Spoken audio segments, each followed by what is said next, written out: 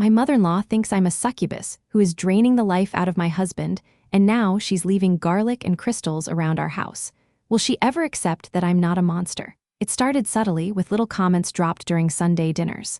My mother-in-law, Ruth, would look at me across the table, a strange glint in her eye, and say things like, "Alana, you look a little pale, dear. Are you getting enough iron?"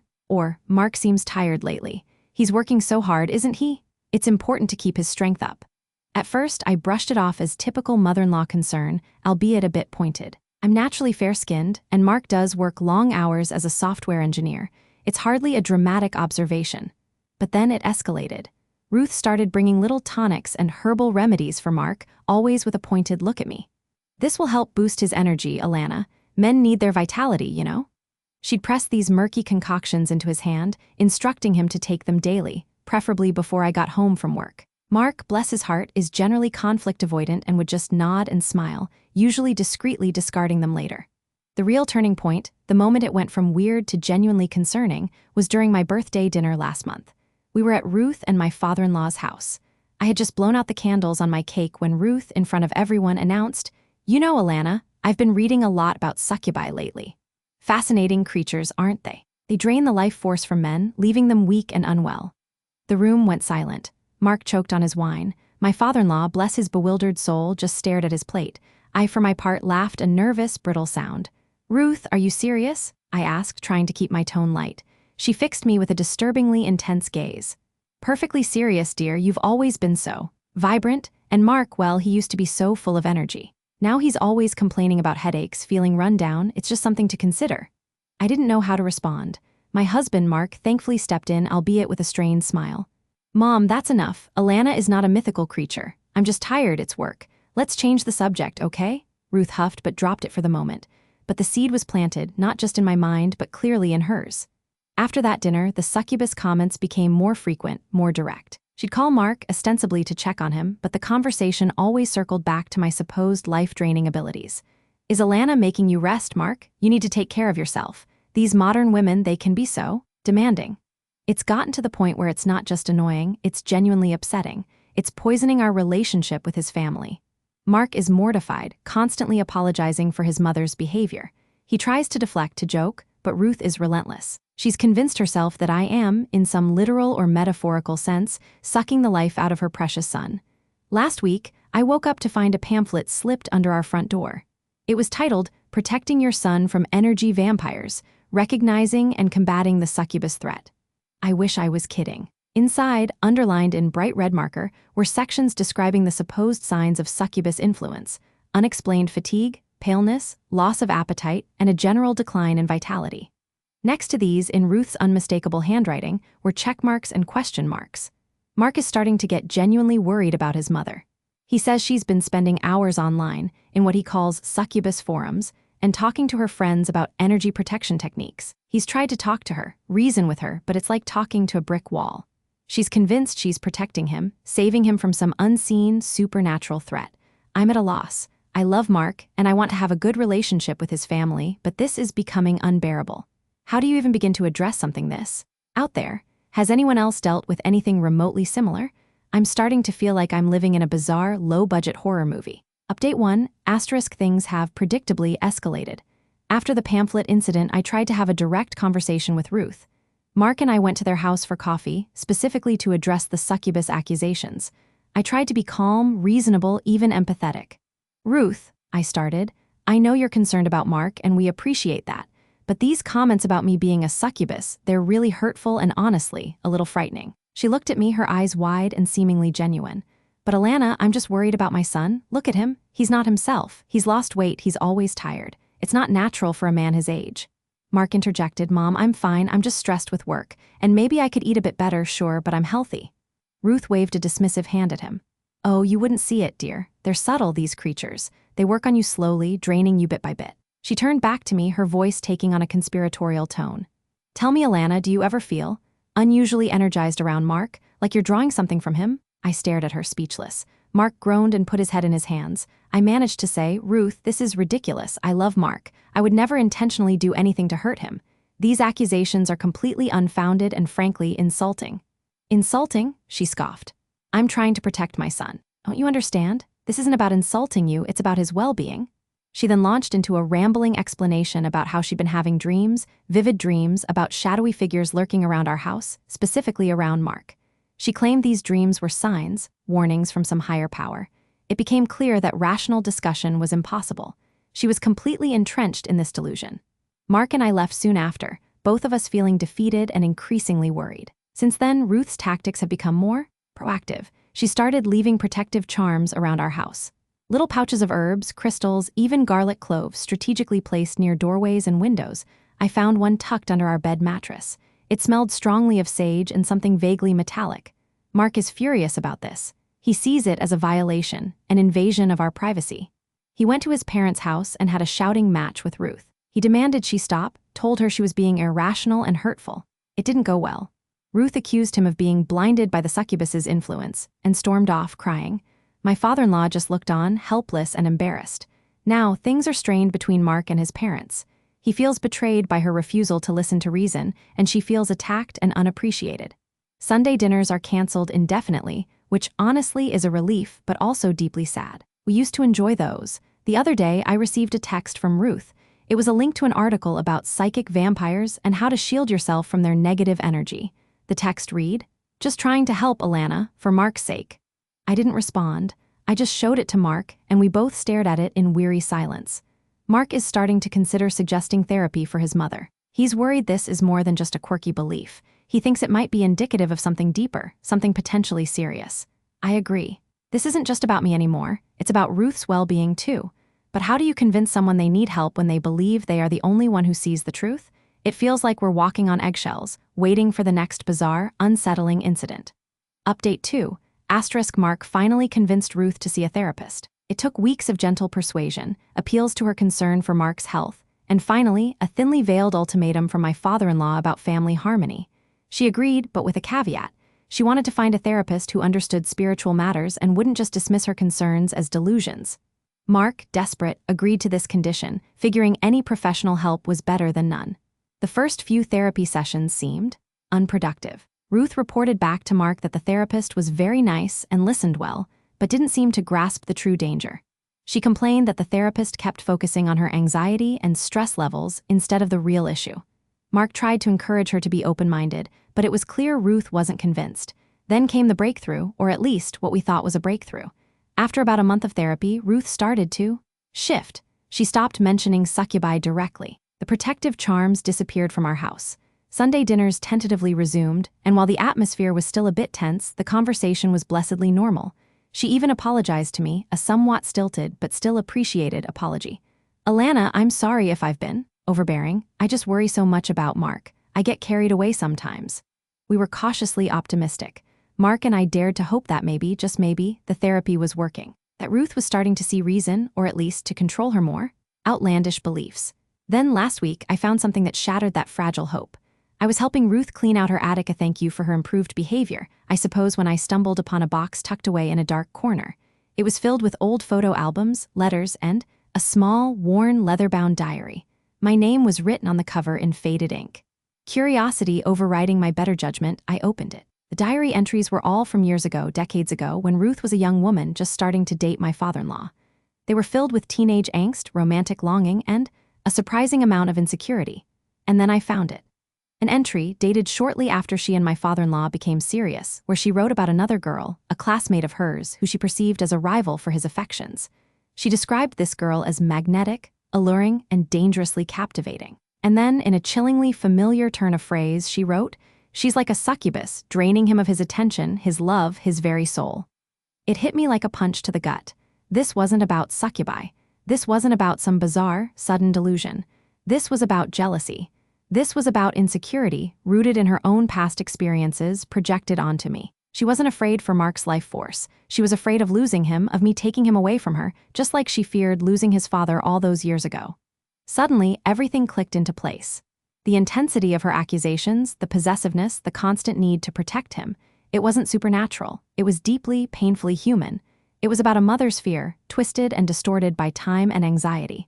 I closed the diary, my hands trembling. I didn't know what to do with this information. Should I confront Ruth? Show it to Mark? Ignore it and pretend I hadn't seen anything? I decided to show it to Mark. He read the entry, his face growing pale. He looked up at me, his eyes filled with a mixture of shock and sadness. "Oh, Alana," he whispered. "I had no idea." Now we're faced with a new, even more complicated challenge. Knowing the root of Ruth's bizarre behavior doesn't make it any less hurtful or any less disruptive, but it does make it understandable in a tragic, twisted way. It's not about battling mythical creatures, it's about confronting deep-seated insecurities and decades-old fears. And that, I suspect, is going to be an even longer, more difficult journey. But maybe, just maybe, understanding the real monster is the first step to finally slaying it, or at least to finding a way to live alongside it. My brother is demanding I give him my inheritance because he claims he needs it more. But now he's saying Grandpa always favored me. Is he trying to manipulate me? My brother is demanding I give him my share of our inheritance because he needs it more than I do. Okay, Reddit, I'm really not sure what to do here, and I'm hoping for some outside perspective because I'm feeling completely blindsided and, frankly, a little manipulated. My grandfather recently passed away. It was expected. He was old and had been unwell for a while, but it's still a loss and it's still sad. He was a good man, and he left behind a will. In the will, he split his estate evenly between my brother, Felix, and me. It's not a huge fortune or anything, but it's a decent amount of money, enough to make a real difference. We're talking about a sum that could pay off a chunk of debt, put a down payment on a house, or invest for the future. Basically, life-changing money for regular people like us. I found out about the inheritance a few days ago when the lawyer contacted both Felix and me to schedule a meeting to discuss the will and the distribution of assets. I was surprised and honestly, really grateful. I've been working hard, saving what I can, but things are expensive and this money would be such a boost. I was already starting to think about what I could do with it, maybe finally get a newer car, or start that small business I've been dreaming about. Then I talked to Felix. He called me last night, sounding all choked up and emotional. I thought he was calling to talk about Grandpa, maybe share some memories or just process his grief. But no. He started off okay, talking about how sad he was, how much he missed Grandpa, all the usual stuff. Then he steered the conversation towards the inheritance. He started by saying how much he appreciated Grandpa, how Grandpa had always been there for him, especially when things were tough. Which is true. Grandpa was always generous, always willing to help his grandkids out. Then he started talking about his own situation, and that's where things took a turn. Felix has always been a bit of a mess, to be honest. He's older than me, but he's never really gotten his life together. He's drifted from job to job, never really found a career, and he's always struggled with money. He's got a good heart, I know he does, but he's not the most responsible person. He's racked up some debt, mostly credit cards and some personal loans, and he's been living paycheck to paycheck for years. He started laying it on thick about how much he's struggling, how the debt is crushing him, how he feels like he's drowning. He talked about how stressed he is, how he can't sleep, how he feels like he's failing. And then he got to the point. He said, "Isla, you know I'm in a really tough spot right now. This inheritance, it would be life-changing for me. It would literally save me." I waited, not really sure where he was going with this. I mean, yeah, it would be life-changing for me too, and for pretty much anyone. Then he said it. I was thinking, maybe you could, I don't know how to say this, maybe you could give me your share of the inheritance. I was stunned. I actually laughed a little, thinking he was joking, but he wasn't, he was dead serious. "Felix," I said, "what are you talking about? That's my inheritance too." I know, he said, his voice all pleading. "But you're doing okay, Isla. You've got a good job, you're responsible, you're managing. I'm not. I really need this money, Isla. You don't need it like I do." "Need it?" I repeated, still trying to process what he was asking. "Felix, I could really use this money. Everyone could use this money. It's not like I'm swimming in cash. And besides, Grandpa left it to both of us equally." "Exactly," he said, like he'd just made some brilliant point. "Equally. But equal doesn't always mean fair, does it? Fair would be giving it to the person who needs it most. And that's me, Isla, you know it is." I was getting angry now. "Fair? You think it's fair for you to just ask me to give up my inheritance so you can pay off your debts that you racked up yourself?" "It's not just about debts," he protested. "It's about getting a fresh start. It's about finally getting my life on track. I promise, Isla, I'll pay you back someday, when I'm back on my feet." "Pay me back?" I scoffed. "Felix, you know that's not realistic. You've been saying you'll get back on your feet for years. This isn't a loan, it's my inheritance. Grandpa wanted me to have it just as much as he wanted you to have it. But Grandpa would want to help me, wouldn't he?" Felix argued, now trying to play the emotional card. "He always helped me out when I was struggling. He'd want me to use this money to get my life together. And he'd want me to have it too," I said, my voice rising. "He loved me just as much as he loved you. Why do you think you deserve it more than me?" He started stammering, trying to backtrack. "I didn't say deserve, Isla, I just said, need. I just need it more right now. You'll be fine without it, you always are." That really stung. So, because I'm responsible and manage my life, I don't deserve to benefit from Grandpa's generosity. Because you're irresponsible and in debt, you get to take my share too? The conversation went downhill from there.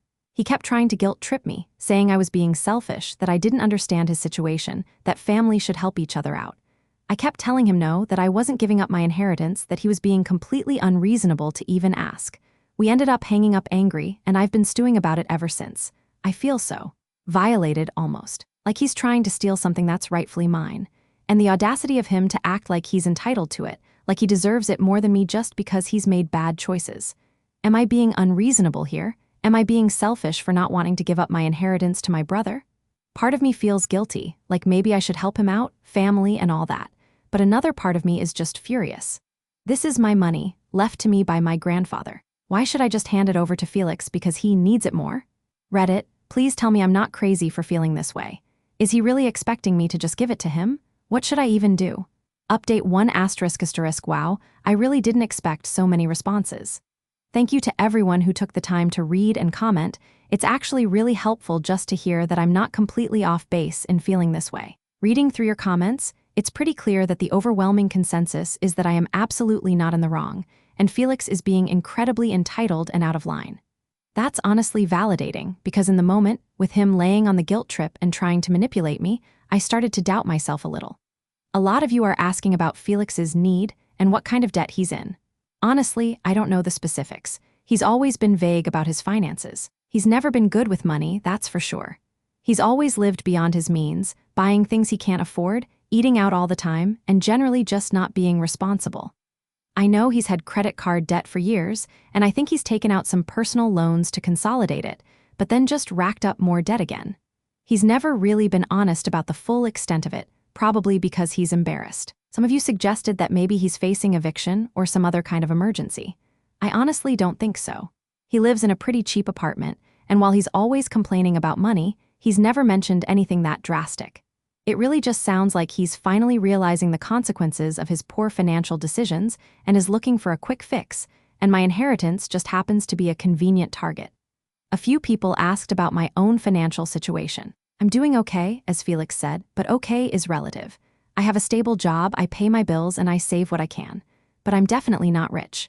I have student loan debt, like most people my age, and I'm trying to save for a down payment on a house.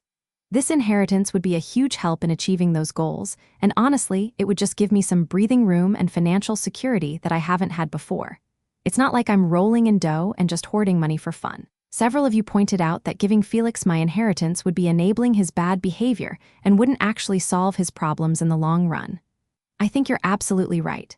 If I just hand him this money, he'll probably pay off some debt, feel relieved for a little while, and then just go right back to his old habits and end up in the same situation again in a few months. It's like putting a Band-Aid on a broken leg. It might make him feel better temporarily, but it doesn't address the underlying issue. Some of you suggested offering him a loan or a smaller amount of money. I've considered that, but honestly, I'm hesitant. I don't want to get tangled up in his financial mess. And I'm worried that even if I offered him a loan, it would just create resentment and tension down the line when he inevitably can't pay it back. Plus, I don't really want to set a precedent that I'm his personal bank whenever he gets into financial trouble. A few comments mentioned that Grandpa probably intended for both of us to benefit equally from the inheritance, and that giving it all to Felix would go against his wishes. That's a really good point, and it makes me even more resistant to giving in to Felix's demands. Grandpa was a fair man, and he wouldn't want one of his grandkids to be taken advantage of by the other. After reading all your responses, I'm feeling much more confident in my decision to say no to Felix. I'm not going to give him my inheritance. It's not my responsibility to bail him out of his self-inflicted financial problems. And frankly, I deserve to benefit from Grandpa's generosity just as much as he does. I'm still not sure how to proceed with Felix, though. He's going to be really upset when I tell him no, and I'm worried about how he'll react. He can be pretty dramatic and manipulative when he doesn't get his way. I'm also worried about family dynamics. My parents are pretty neutral in all of this, but I know they're going to want us to just get along and not fight over money. They tend to avoid conflict at all costs, even when it's necessary. I'm expecting them to try to pressure me to give in to Felix, just to keep the peace.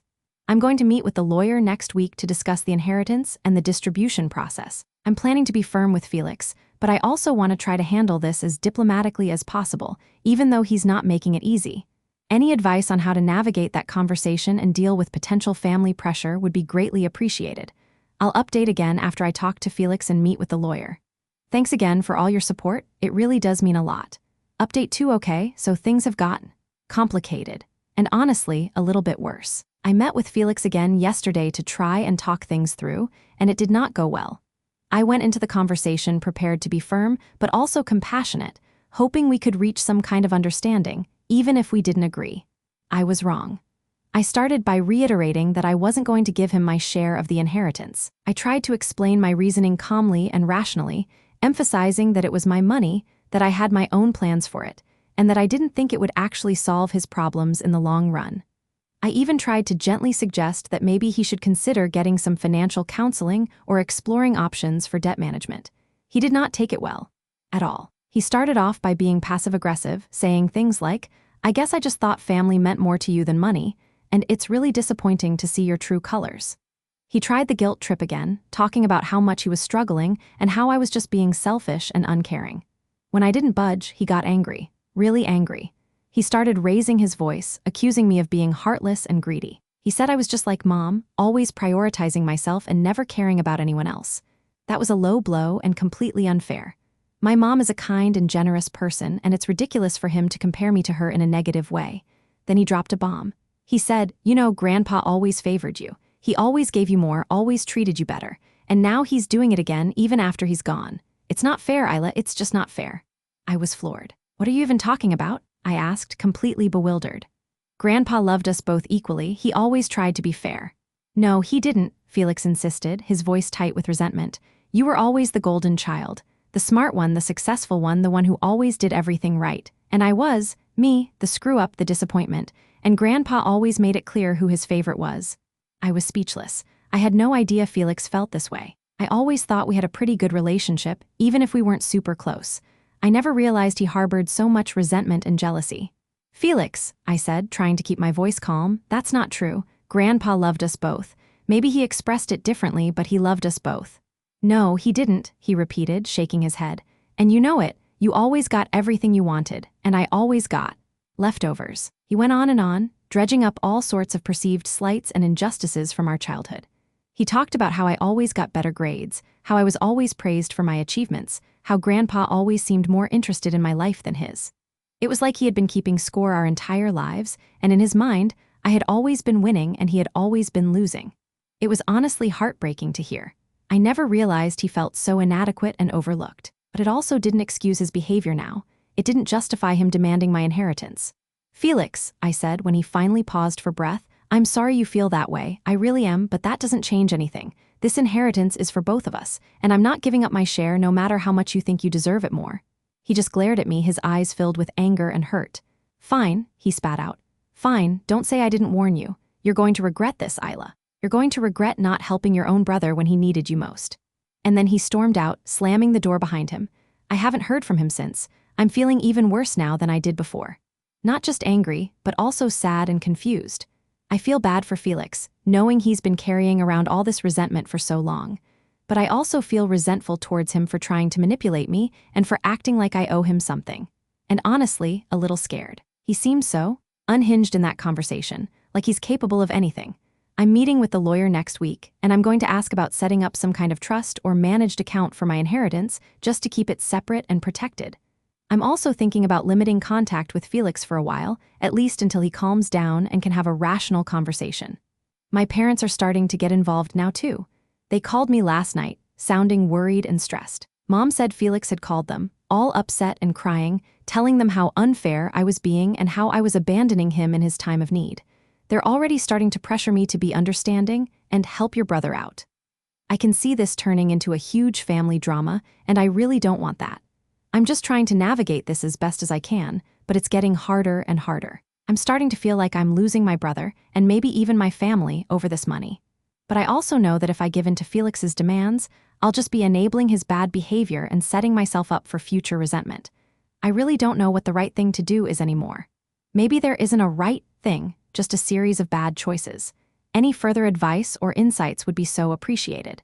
I'm feeling really lost and alone in all of this. Resolution: it's been a few months since my last update, and a lot has happened. It's still not a completely neat and tidy resolution, but things have settled, I guess is the best word for it.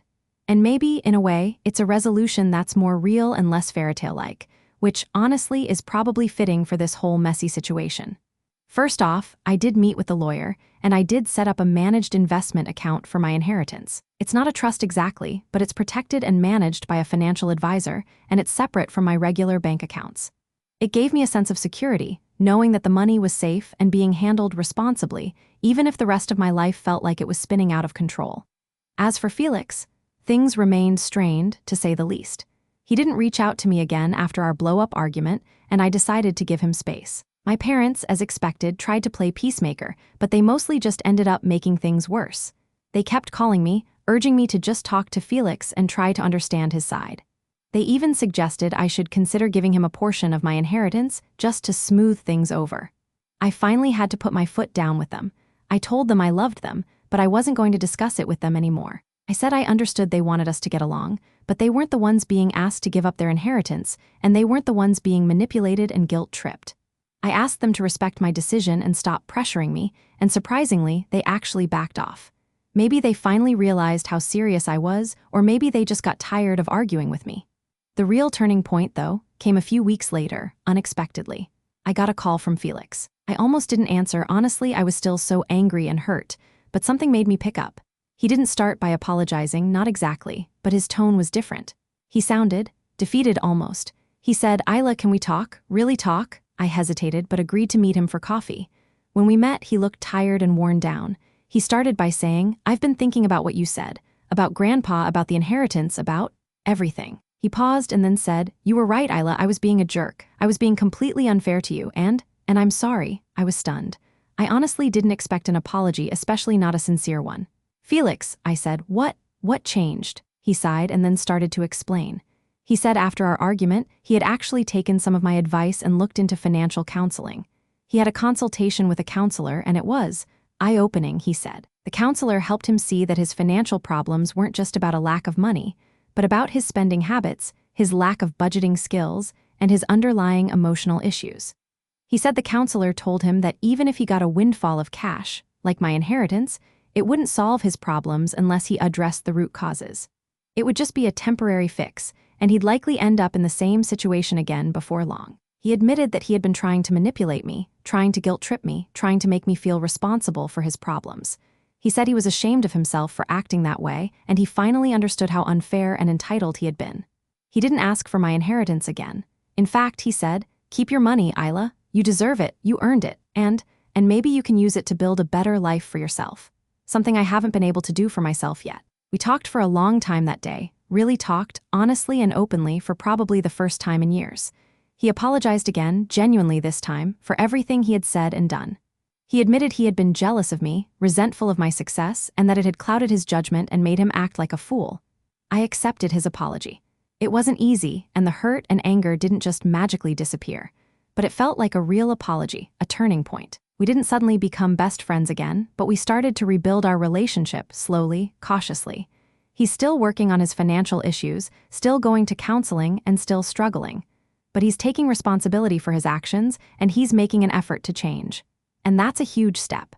As for me, I'm still figuring out what to do with my inheritance. I'm leaning towards investing a portion of it and using the rest to pay off some debt and maybe take a small vacation, something I haven't done for myself in a long time. I'm also thinking about setting aside a small amount to help Felix out in the future, if he ever really needs it, but only when he's shown sustained effort in getting his life back on track. But that's a decision for another day. The whole experience has been stressful and painful, but in a strange way, it's also been clarifying. It forced me to confront some uncomfortable truths about my family dynamics, about my relationship with Felix, and about myself. It wasn't the inheritance windfall I had initially imagined, but maybe it was the inheritance I actually needed. A lesson in boundaries, in family, and in the complicated, messy reality of life. It's not a perfect, happy ending, but it's a real one, and for now, that's enough.